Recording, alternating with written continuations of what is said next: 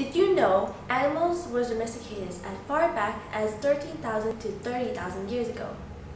Animal domestication began with the acceptance of what we now know as man's best friend, or the dogs.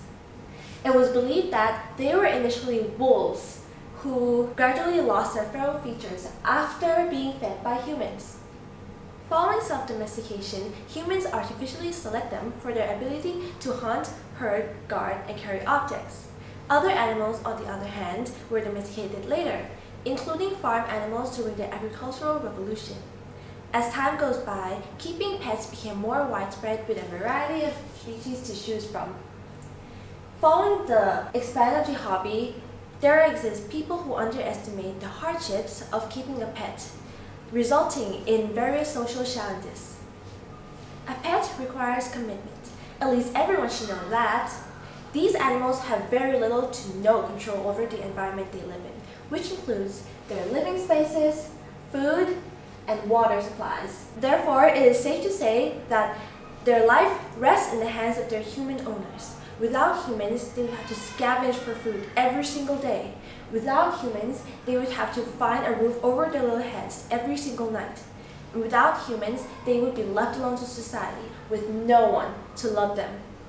Despite these reasons sounding obvious, pet abandonment is still a very common issue in our current-day society.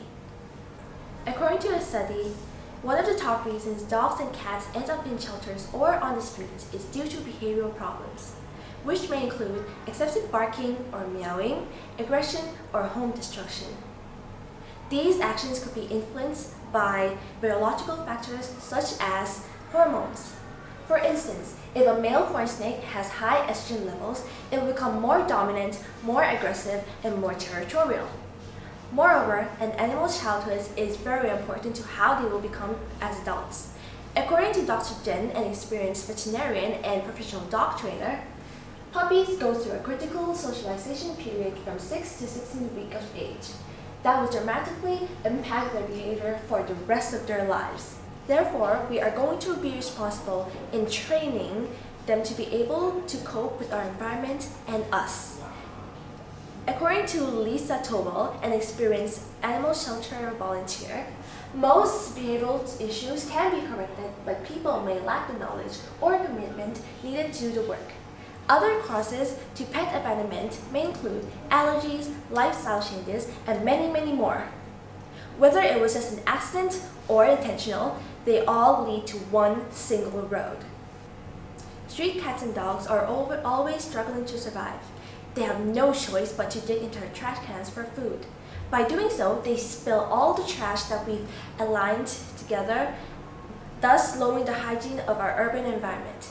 Another big concern of street animals include aggression.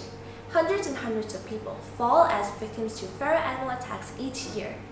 These attacks could be triggered by humans or some other external stimuli, and could potentially cause massive injuries with their developed predatory teeth. Following those injuries come diseases, which you could get even with the slightest scratches or a lick in an open wound.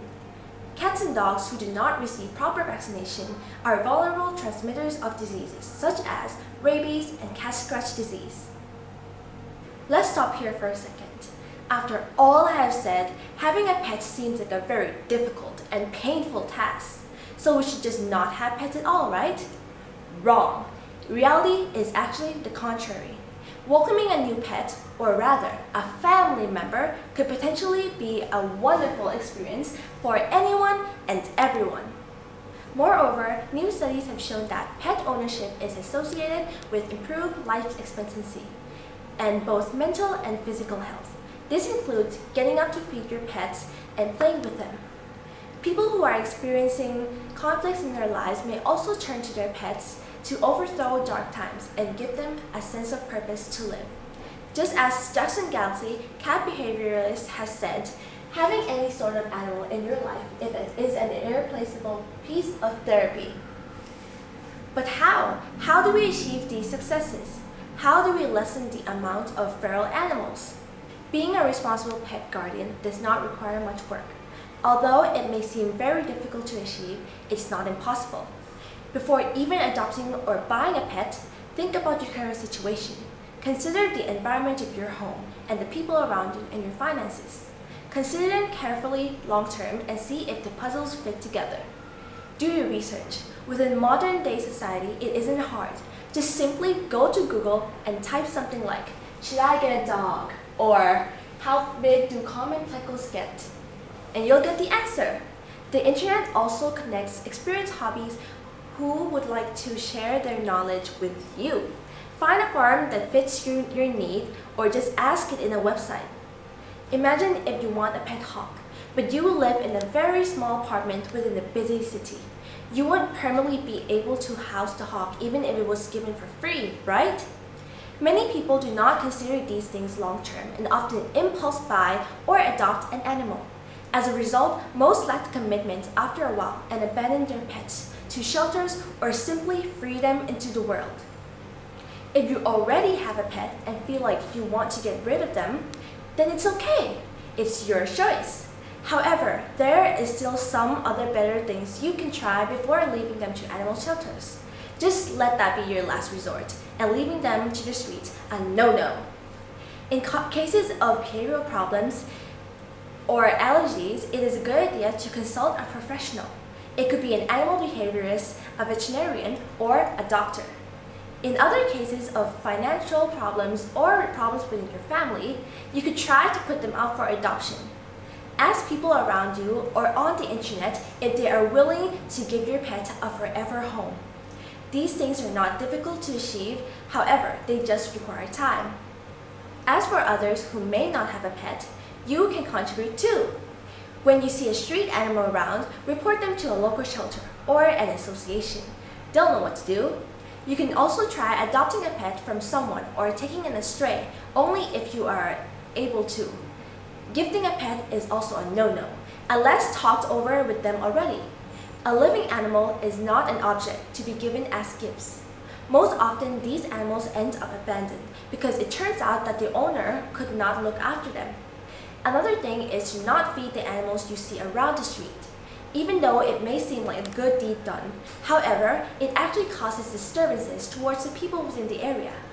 The leftover food will rot and give off an unpleasant odor, thus also lessening the hygiene of nearby areas. If you do not intend to care for the animal, it is best to leave it alone. The responsibilities and hardships regarding having a pet may be underestimated by some. However, in reality, it is not a task just everyone can do. As a result of someone's recklessness, the stray animal may cause damages towards our society and the environment as a whole. A stray animal may become a nuisance in our busy city, spreading our trash and releasing unwanted waste in random places. As a pet owner, you should be responsible towards your own animal. Pets are living, breathing creatures that also deserve to live. It was us humans who took them out of their natural habitats into our households. We took them for our own benefit. They provide us with comfort and protection. Therefore, it is our obligation to return the favor by caring for these wildlife beyond their own. Thank you.